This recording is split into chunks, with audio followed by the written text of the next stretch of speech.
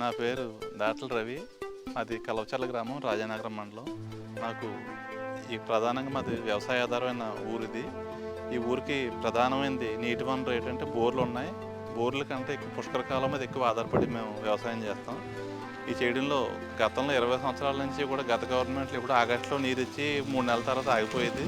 ఇప్పుడు ఈ సంవత్సరం ఈ కూటమి ప్రభుత్వం వచ్చాక మా ఎమ్మెల్యే గారు బొత్తుల బలరామకృష్ణ గారు, ఆయన ఒక రైతు బిడ్డగా, ఆయనకి రైతుకి కష్టం ఏంటో సుఖం ఏంటో ఆయనకు తెలుసు. వ్యవసాయం మీద ఆయనకి చిన్నప్పటి నుంచి వ్యవసాయం చేసిన రైతు బిడ్డగా ఆయన మా కష్టాలు తెలుసుకుని మేము ఎవరూ అడగకుండానే మాకు కాలువ నీరు గత జూన్ నెల నుంచి స్టిల్ ఈవేళ మళ్ళీ జూన్ నెల కూడా కాలువ ఒక్కరోజు కూడా ఆరలేదు. ఇది ఆరకుండా మాకు రైతులకి ఈ పంటలన్నీ 2 పంటలు దిగ్విజయంగా పండినాయి. అలాగే ధాన్యం కూడా మాకు ఎప్పుడూ ఇంత పంటలేదు. ఈ సంవత్సరం పంట దిగుబడి బాగా వచ్చింది.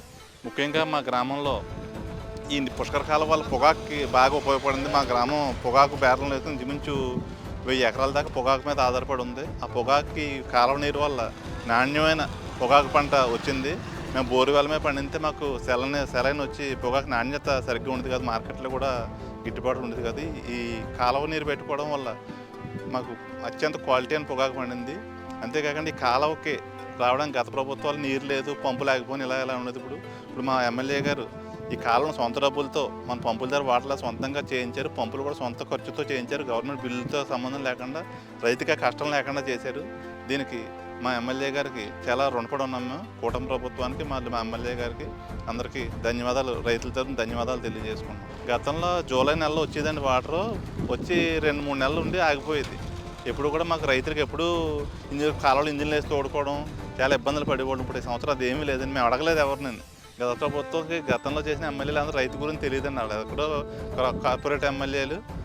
గతంలో ముందు చేసిన జక్కంపూడి రాజా గారు కూడా ఆయనకి రైతు అంటే తెలియదు, రైతు కష్టాలు తెలియదు.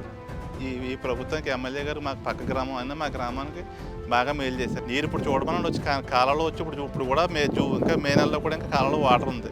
దీనివల్ల మాకు మోటార్లు, బోర్లు కూడా గ్రౌండ్ వాటర్లే విపరీతంగా పెరిగి వాటర్ పుష్కలంగా బోర్ల ద్వారా కూడా నీరు సఫిషియెంట్గా పొలాలకు అందుతుంది. మాకు ఇది అయితే ఈ కెనాల్ ఆయకట్టు మీద దగ్గర 1200 ఎకరాలు ఈ కెనాల్ మీద సాగు అవుతుందండి. ఇది పుష్కర కలవచర్ల డిస్ట్రిబ్యూటర్ మీద 2 పంటలు అద్భుతంగా పండి మాకు పంట నీరు లోటు లేదండి. మాకు అసలు లోటే ఉంది. నీరు లోటు అంటే తెలియదు మాకు. గతంలో 45 నిమిషాలు పండితే ఈ సంవత్సరం 50 కాటాల పైన వచ్చింది దిగుబడి వరి అండి. పొగాకు కూడా ఎకరం 15 క్వింటాల దిగుబడి వచ్చింది మాకు. రైతులు ధాన్యం డబ్బులు గతంలో మా ధాన్యం అమ్మితేనే 6 నెలలు పట్టేదండి. ఇప్పుడు ధాన్యం వేసిన మాకు వేసిన 24 గంటల నుంచి 48 గంటల లోపల మన డబ్బులు మన అకౌంట్కి వచ్చేస్తున్నాయి. చాలా హ్యాపీగా ఉన్నారు రైతులు అందరూ. ఎమ్మెల్యే గారి పరిపాలన అద్భుతంగా ఉందండి. రైతుకి మన మనసులో ఏముందని తెలుసుకుని చేస్తారు. మన ఎవరిని ఆయన అడగక్కలేదు ఎమ్మెల్యే గారిని.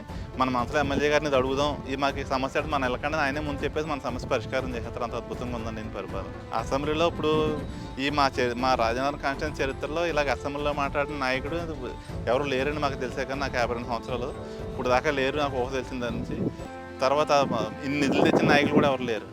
మేము చాలా గర్వంగా ఫీల్ అవుతున్నాం. రైతుల గురించి గాలం ఎత్తున మాట్లాడిన నాయకుడు ఇప్పుడు వరకు లేదు. ఈయన మాట్లాడడం మాకు చాలా గర్వంగా ఫీల్ అవుతున్నాం. మేము చూస్తాం, రెగ్యులర్గా చూస్తాం. రైతు నిధులు అడుగుతారు, రైతుల కోసం అడుగుతారు, గ్రామాల గురించి అడుగుతారు. ఇప్పుడు దాకా ఎంతమంది ఎమ్మెల్యేలు మేము చూసిన ఎమ్మెల్యేలు లాగా అసెంబ్లీలో సమస్యల గురించి మాట్లాడిన ఎమ్మెల్యేలు మేము చూడలేదండి మన జిల్లాల్లో, గోదావరి జిల్లాలో. కూటమి ఇంకా ఇప్పుడు కాదు భవిష్యత్ తరాలు కూడా కూటమిదండి. అద్భుతంగా ఉంది పరిపాలన. అసలు అనుకోలేదు. ఎమ్మెల్యే గారిని ఎవరు అడగలేదు. మాకు ఇలా కావాలని, నీరు జూలైలో కావాలని ఎవరు అడగలేదు. ఆయనకి రైతు పక్షపాతకి రైతు బిడ్డగా ఆయనకి మాకు పక్కన సరిహద్దు గ్రామం. మేము కలిసి చిన్నప్పటి నుంచి మేము వ్యవసాయం చేసాం. కానీ మా కష్టాలని తెలిసి ఆయనే నిర్ణయం తీసుకుని అద్భుతంగా చేశారండి. పవన్ కళ్యాణ్ గారి నాయకులు ఇప్పుడు దాకా లేరండి. సామాన్య ప్రజలకు ఏ లోటు లేకుండా ఇప్పుడు దాకా ఆయన ప్రజలకు మనసులో ఏముందో ఆ కష్టం కూడా మనం చెప్పగలడు. ఆయన తెలుసుకుని పరిష్కారం జరుగుతుందండి. అద్భుతంగా ఉందండి. చంద్రబాబు గారు విజనరీ లీడరు. ఆయన చాలా విజనరీ నాయకుడు.